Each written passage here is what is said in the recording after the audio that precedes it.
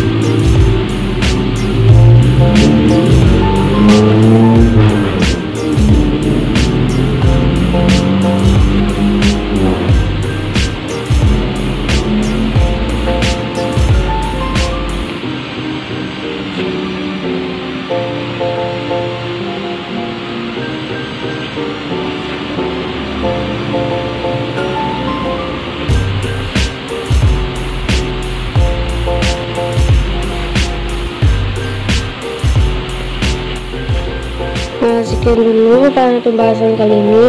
Kita cek dulu apakah sama dengan jawaban di kolom 8 yang angka yang tidak ada.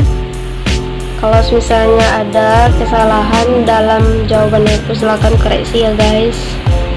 Setiap manusia tidak pasti punya kesalahan gitu kan.